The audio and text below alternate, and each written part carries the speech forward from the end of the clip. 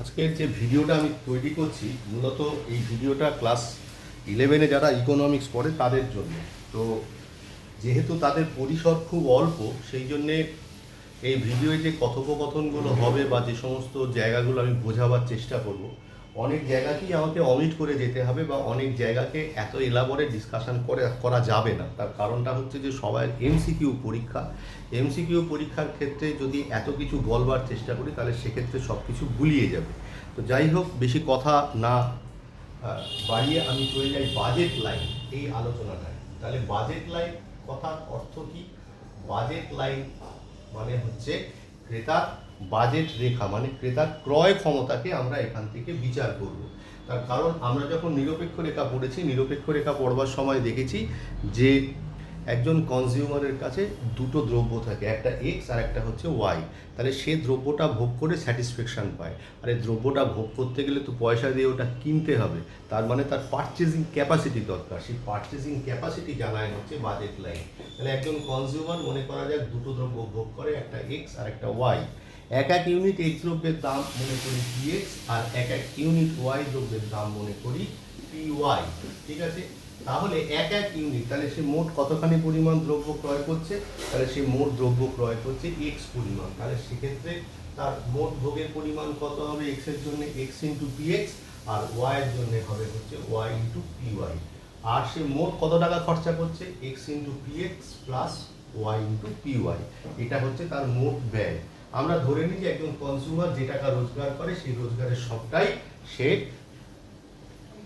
ব্যয় করে, অর্থাৎ এটা হচ্ছে কনজিউমারের আয়, এটা হচ্ছে কনজিউমারের ব্যয়।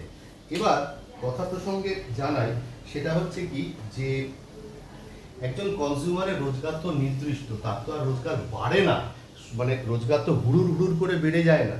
তার ফলে কি হয়, তাহলে যখন সে এক্স দ্রব্য ক্রয় করে তখন সে ওয়াই দ্রব্যের ক্রয় থেকে বিরত থাকে। তার মানে ওয়াই দ্রব্য সে তখন ক্রয় করে না, তখন ওয়াই দ্রব্যের দাম তাহলে জিরো। তাহলে সেক্ষেত্রে কি হলো? এক্স ইন্টু পি এক্স সমান সমান হচ্ছে এম।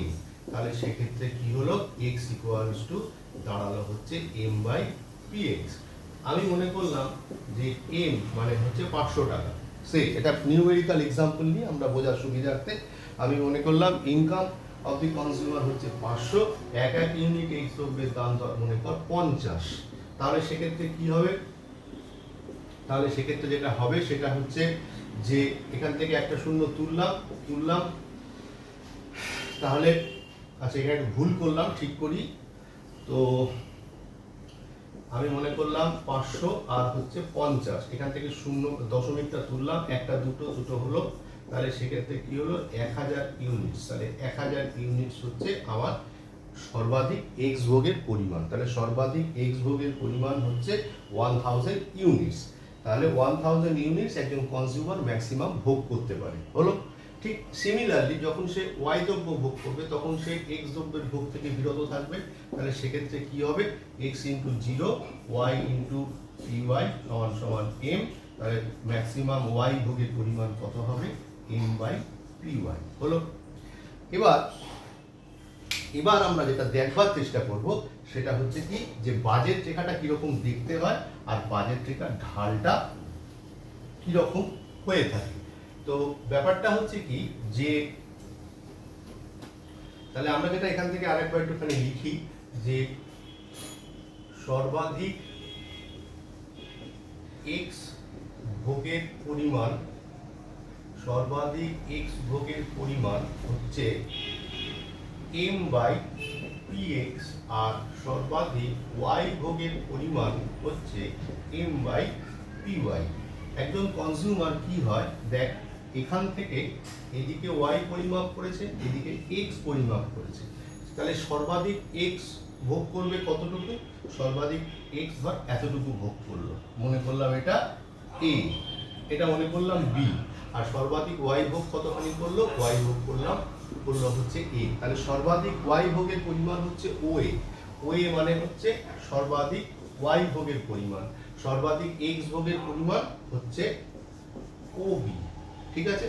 এবার এই পয়েন্ট থেকে এই পয়েন্ট আমরা যদি যুক্ত করি তাহলে আমরা যে রেখাটা পাই সেটাকে বলা হয় বাজেট লাইন বা বাজেট রেখা।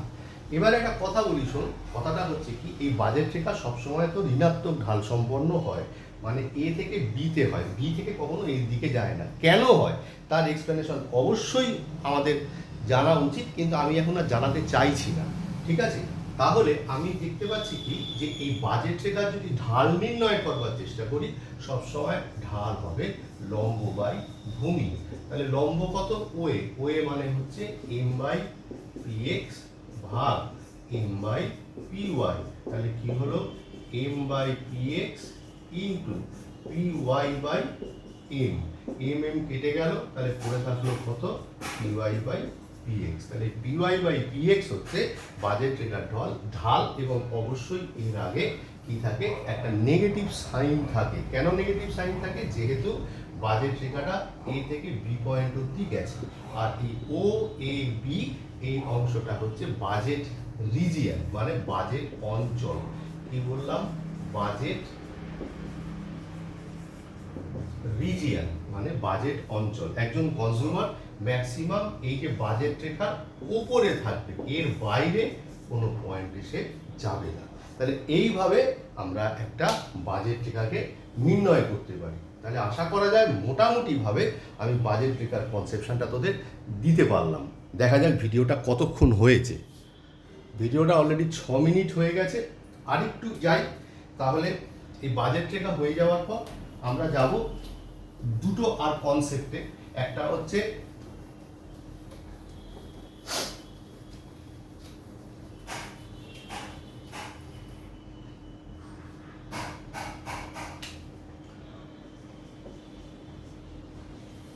বাজেট রেখার ঢালের পরিবর্তন।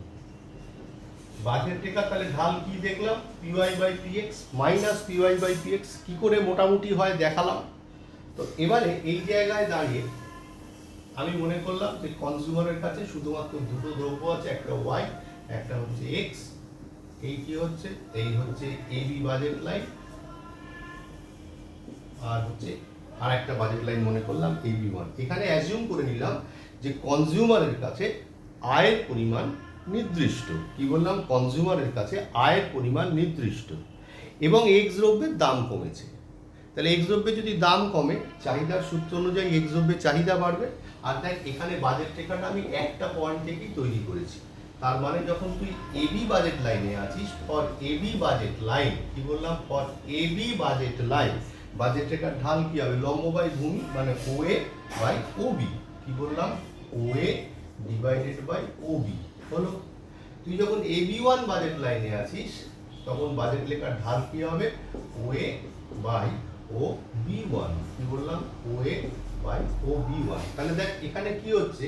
এখানেও ও এ, এখানেও ও এ, মানে দে আর ইকুয়াল, বাট ও বির চাইতে ও বি ওয়ান বড়। তার মানে কি? এখানে লব লব সমান, এখানে হরটার চাইতে এই হরটা বড়। তার মানে এটার ভাগফলটা কি হয়ে যাবে? ছোট হয়ে যাবে। এটার ভাগফলটা ছোট হয়ে যাবে, এটার ভাগফলটা বড় হবে। তার মানে তুই বাজেট রেখা যত ডান দিকে এরকম ভাবে সরাবি, তত বাজেট রেখার ঢাল কমে যাবে। এটাকেই বলা হয় বাজেট রেখার ঢালের পরিবর্তন। এরপরে আমরা যে জায়গাটায় আসবো সেটা হচ্ছে বাজেট রেখার স্থানের পরিবর্তন। তো বাজেট রেখার স্থানের পরিবর্তনটা কি, এটা দিয়ে আমরা এই ভিডিওটা শেষ করব। দেখ, বাজেট রেখা স্থানের পরিবর্তন। ধর এখানে এক্স আর ওয়াই দুটো দ্রব্য রয়েছে, এবি বাজেট লাইন, ও এবি বাজেট রিজিয়ন। সেই জায়গায় দাঁড়িয়ে কি হয়েছে? আমার ধর consumer, income of the consumer, কি বললাম? ইনকাম অফ দি কনজিউমার কি হয়েছে? রাইজ করেছে। আমি এখানে বলতে চাইছি যে এক্স এবং ওয়াই দুটো দ্রব্যের দাম কিপিং কনস্ট্যান্ট, দুটো দ্রব্যের দাম স্থির আছে, এবং সেক্ষেত্রে এক্স এবং ওয়াই এই দুটো দ্রব্যই তার কাছে যদি, মানে কনজিউমারের কাছে যদি মানে নির্ভরযোগ্য দ্রব্য বলে পরিণত হয়, তাহলে সেক্ষেত্রে কি হবে? এরা দুটো দ্রব্য কি সমান পরিমাণে ভোগের পরিমাণ বাড়াবে, অর্থাৎ এখানে সিডি চলে যাবে, মানে বি থেকে ডি যাবে আর এ থেকে সি যাবে। অর্থাৎ কি যেটা ঘটবে সেটা হচ্ছে যে দুটো দ্রব্যকে সমান পরিমাণে ভোগ করার ফলে তুই লক্ষ্য করে দেখ, যখন এবি বাজেট লাইনে রয়েছিস তখন তোর বাজেট রেখার ঢাল হচ্ছে কত, ওবি, ওএ বাই ওবি। আর যখন সিডি বাজেট রেখায় রয়েছিস বাজেট রেখার ঢাল হচ্ছে ওসি বাই ওডি। তার মানে এখানে দেখ কি হয়েছে, এ থেকে সি যতটা বেড়েছে এখানেও কি হয়েছে, বি থেকে ডি ততটাই বেড়েছে। দুটো সমান্তরাল রেখা যখন পরস্পর তৈরি হয় তখন তাদের ঢালটা সমান হয়, এই জন্যই রেখা দুটো সমান্তরাল। অর্থাৎ এখানে দুটো বাজেট রেখারই ঢালটা সমান হয়েছে, অর্থাৎ এখানে বাজেট রেখার ঢালের কোনো পরিবর্তন হয়নি, এটাকে বলা হয় বাজেট রেখার স্থানের পরিবর্তন। আপাতত এই ভিডিওটা এইটুকুই, এটা ভালো করে দেখ, এটার এগেনস্টে আমি নোটসটা পাঠাবার চেষ্টা করছি, ভালো করে পড়ে দেখ, আশা করি বুঝতে পারবি।